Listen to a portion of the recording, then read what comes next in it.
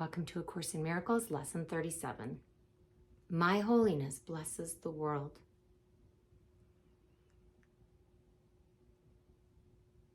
This idea contains the first glimmerings of your true function in the world, or why you are here. Your purpose is to see the world through your own holiness. Thus are you and the world blessed together. No one loses, nothing is taken away from anyone. Everyone gains through your holy vision. It signifies the end of sacrifice because it offers everyone his full due. And he is entitled to everything because it is his birthright as a son of God. There is no other way in which the idea of sacrifice can be removed from the world's thinking. Any other way of seeing will inevitably demand payment of someone or something. As a result, the perceiver will lose. Nor will he have any idea why he is losing. Yet is his wholeness restored to his awareness through your vision. Your holiness blesses him by asking nothing of him. Those who see themselves as whole make no demands. Your holiness is the salvation of the world. It lets you teach the world that it is one with you, not by preaching to it, not by telling it anything, but merely by your quiet recognition that in your holiness are all things blessed along with you. Those are such powerful words.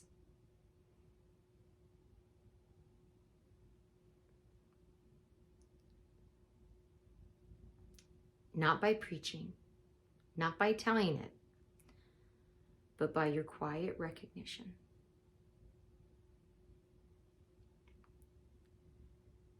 Today's 4 longer exercise periods, each to involve 3 to 5 minutes of practice, begin with the repetition of the idea for today, followed by a minute or so of looking about you as you apply the idea to whatever you see. My holiness blesses this chair. My holiness blesses that window. My holiness blesses this body. Then close your eyes and apply the idea to any person who occurs to you using his name and saying, my holiness blesses you, fill in the blank. Whatever name comes to you. It might be someone that your mind has labeled enemy or friend. It doesn't matter. My holiness blesses you, fill in the blank. You may continue the practice period with your eyes closed. You may open your eyes again and apply the idea for today to your outer world if you so desire. You may alternate between applying the idea to what you see around you and to those who are in your thoughts, or you may use any combination of these 2 phases of application that you prefer. The practice period should conclude with a repetition of the idea with your eyes closed and another following immediately with your eyes open. The shorter exercises consist of repeating the idea as often as you can. It is particularly helpful to apply it silently to anyone you meet, using his name as you do so. It is essential to use the idea if anyone seems to cause an adverse reaction in you. Offer him the blessing of your holiness immediately, that you may learn to keep it in your own awareness.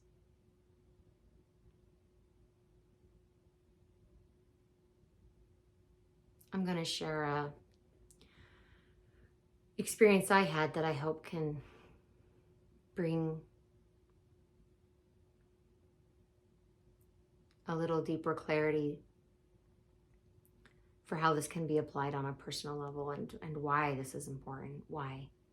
Because I remember at times when I first took A Course in Miracles, when I participated in this workbook for students, I remember at times thinking that's not fair. This person really is horrible. So why should I have to see them as a son of God? Why should I have to see them as worthy of everything as his birthright? Because this person really is awful. That's the level of understanding I was at. That's okay.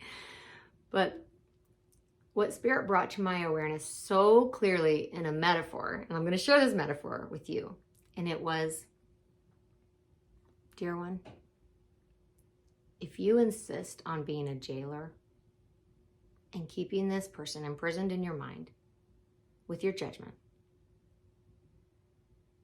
you are also trapped there. Because a jailer who cannot leave for fear the prisoners will escape is also in prison. If you will let this soul go, if you will use the key of forgiveness to free them and open the prison door, you will be free. It is not your job to be judge and jailer and to keep the guilty imprisoned in your heart and in your mind. That is not your job. Free the prisoners. And whenever I'd go back into that limiting belief of certain people are bad and I need to punish them.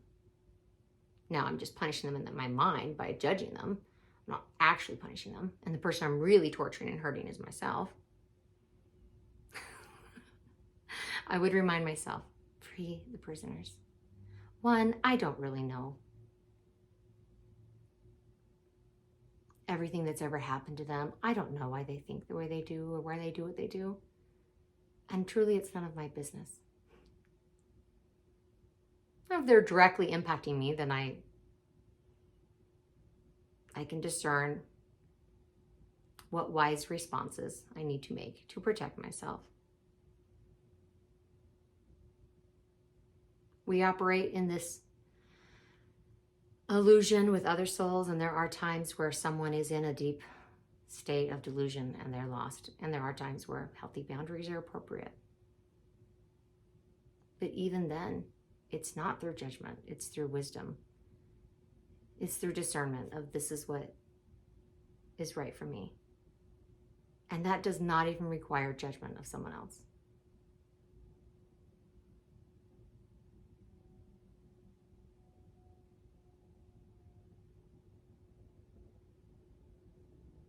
It's a really powerful lesson. My holiness blesses the world. You are not here to be saved. You are saved. You are perfect, whole, and complete. You lack nothing. Ego is always crying for a spotlight to be shined on it. But the truth of who you are is self-effulgent and lit from within. You are the light.